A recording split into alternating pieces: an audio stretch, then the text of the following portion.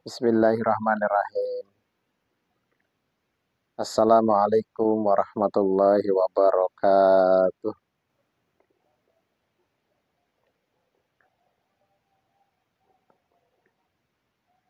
Qala mu'allifur rahimahullah ta'ala.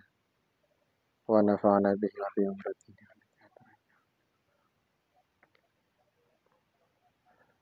Syai'ulillahi lana wa lahumul fatihah. A'udzu billahi minasyaitonir rajim. Bismillahirrahmanirrahim. Alhamdulillahi rabbil alamin. Arrahmanir rahim. Maliki yaumiddin. إياك نعبد وإياك نستعين اهدنا الصراط المستقيم صراط الذين أنعمت عليهم غير المغضوب عليهم ولا الضالين آمين. Bismillahirrahmanirrahim. Bismillahirrahmanirrahim. Alhamdulillahirabbil alamin. Shalatu wassalamu ala asyrofil anbiya'i wal mursalin sayyidina wa maulana Muhammadin wa ala alihi wa ashabihi ajma'in, amma ba'du. Hadratal muhtaramin, para alim, para ulama, para kiai, para santri, para mustamiat jamaah YouTubiyah rahimakumullah. Alhamdulillah, pada malam hari ini kita bisa berjumpa lagi dan mengaji bareng kitab Nasha'ihul Ibad ini. Mudah-mudahan apa yang kita baca, apa yang kita dengarkan, apa yang kita simak bisa bermanfaat, khususnya untuk diri saya pribadi dan umumnya kepada yang melihat video ini. Yang jelas mudah-mudahan apa yang kita laksanakan semuanya diridhoi oleh Allah Subhanahu wa taala dan kita semuanya tercatat menjadi amal kebaikan untuk kita semuanya yang pada nanti hakikatnya adalah kembali kepada diri kita masing-masing. Siapa yang berbuat baik pasti nanti akan dibalas kebaikan oleh Allah Subhanahu wa taala. Siapa yang berkata baik pasti nanti akan didengarkan atau mendengarkan dengan perkataan-perkataan yang baik pula. Jadi ya intinya kita ikhtiar saja. Mudah-mudahan Allah ridha, amin Allahumma amin. Bismillahirrahmanirrahim. Bismillahirrahmanirrahim.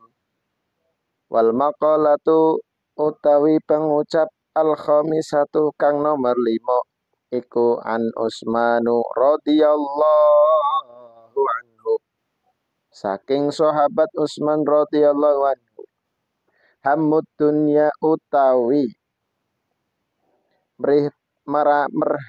prihatinaken perkara dunya iku dulmatun peteng fil qalbi ing dalam ati.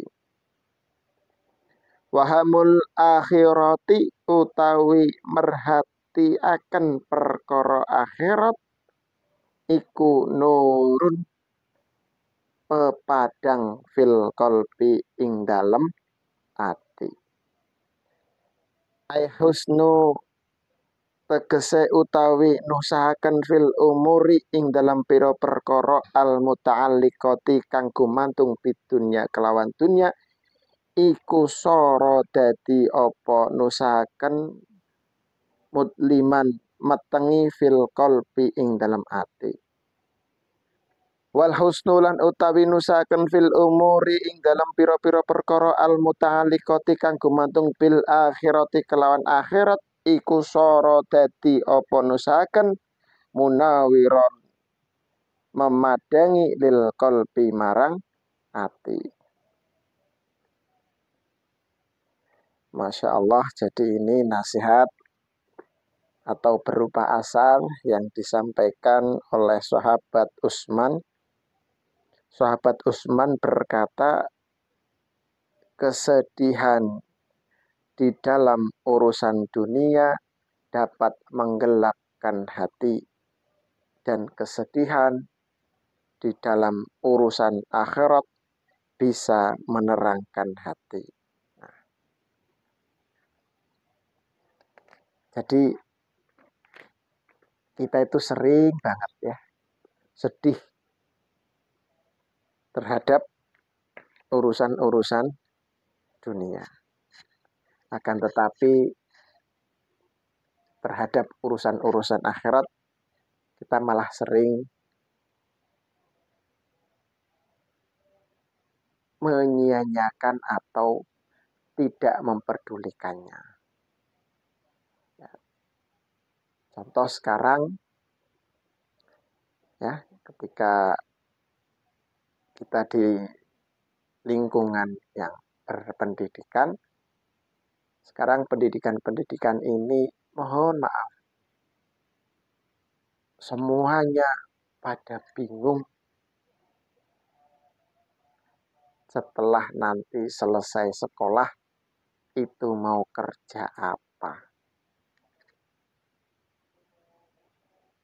Setelah sekolah dari sini lantas mau jadi apa. Setelah belajar di sini nanti hidupnya bagaimana, penghasilannya berapa. Ini memang terjadi dan tidak bisa kita pungkiri, kita sebagai orang tua pun sering mengarahkan anak seperti itu. Tapi yang jelas ketika kita melihat nasihat dari sahabat Umar ini, tentu kita harus bisa introspeksi diri. Bagaimana kita mendidik anak-anak kita justru malah menjadi anak-anak yang materialistis.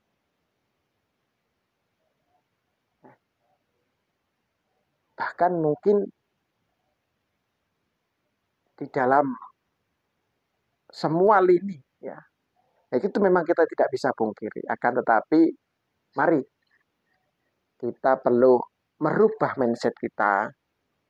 Kita perlu merubah pemikiran-pemikiran yang di situ hanya sebatas sampai di situ saja. Jadi kita lebih melonjak lagi bahwasanya kita tidak perlu resah, tidak perlu gelisah, tidak perlu sedih di dalam urusan dunia. Justru sebaliknya, kita perlu resah, kita perlu gelisah. Bagaimana kalau anak-anak kita, kalau keluarga kita itu ketika mendengar adzan pura-pura tidak mendengar, itu justru kita gelisah. Apalagi kita tahu semuanya, amalan pertama yang akan dihisap itu apa? Justru itu kita harus gelisah di situ. Kita bersyukur sekali kalau anak-anak kita ketika mendengar lafaz Allahu Akbar, Allahu Akbar, dia langsung lari atau semangat. Nah, ini kita sebagai orang tua itu punya rasa, ya Allah, Alhamdulillah, itu punya rasa syukur sendiri. Nah, inilah PR kita semuanya, tugas kita semuanya, supaya kita ini bisa berbuat untuk bekal-bekal akhirat. Dan ketika kita memang hidup di dunia ini, mereka memang harus bisa seimbang antara kehidupan dunia dan kehidupan akhirat. Istilahnya ad-dunya masra'atul akhirah. Ya. Jadi dunia itu adalah ladangnya untuk beramal akhirat. Maka dari itu ketika dalam lembaga pendidikan perlu kita ajari ya, bagaimana supaya kita bisa setidaknya mensyukuri dulu apa yang dia dapatkan. Kalau dalam makalah yang lain, perkataan yang lain, maafkan masa lalumu, syukuri saat inimu, tawakalkan masa depanmu.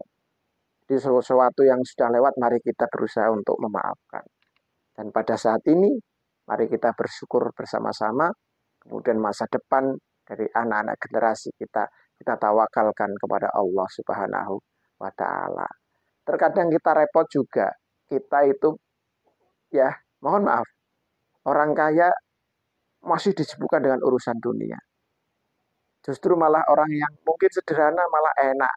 Ngopi, malah bisa bersyukur. Inilah, karena apa? Ya, kita perlu berpikir logika. Kok sampai kita susah untuk bersyukur?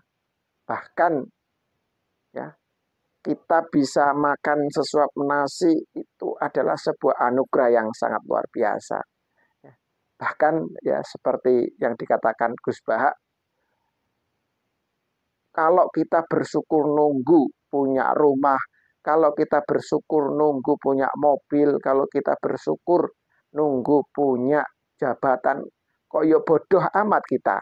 Kok bersyukur kok malah menunggu hal-hal yang seperti itu. Bahkan kalau kita tidak punya rumah, tidak punya mobil, tidak punya jabatan itu mungkin tidak mati. Tapi kalau kita tidak makan sesuap nasi itu bisa mati. Nah inilah gambaran-gambaran yang perlu kita kaji bersama-sama, rasa syukur yang perlu kita kuatkan bersama pada Allah Subhanahu wa taala. Dan mungkin memang terkadang orang yang ya tadi disampaikan ya, orang yang punya mobil, orang yang kaya itu malah disibukkan dengan urusan-urusan dunia. Bahkan malah justru orang yang sederhana itu enak ngopi. Karena mungkin prinsipnya seperti yang dikatakan Gus Dur itu ya, kita tidak perlu memikirkan sesuatu yang belum ada. Nah, kalau sudah ada, ngapain dipikirkan? Karena memang sudah ada. Nah, ini adalah nasihat untuk kita semuanya. Kalau memang Allah takdirkan kita menjadi orang yang sukses dunia akhirat, mari kita bersama-sama menggunakan untuk berjuang di jalan Allah Subhanahu wa taala. Terkadang Allah lebih mencintai kita dari rasa bersyukur kita. Dan terkadang juga Allah Subhanahu wa taala memberikan kita yang terbaik meskipun terkadang sesuatu itu adalah sesuatu yang bukan yang kita inginkan. Tetapi kalau kita bisa menghayati, menikmati ya bahwasanya ini semua adalah kehendak Allah Subhanahu wa taala dan kita memang ditakdirkan, diperintahkan untuk merespon dengan baik segala sesuatu yang terjadi di dalam diri kita. Mudah-mudahan Allah Subhanahu wa taala selalu memberikan kekuatan kepada kita sehingga kita bisa merespon sesuatu fakta-fakta yang terjadi di dalam diri kita. Karena fakta memang penting, tapi yang sangat penting adalah bagaimana cara kita merespon fakta, fakta-fakta perilaku yang diridhoi oleh Allah Subhanahu wa taala. Terima kasih. Wabillahi taufik wal hidayah.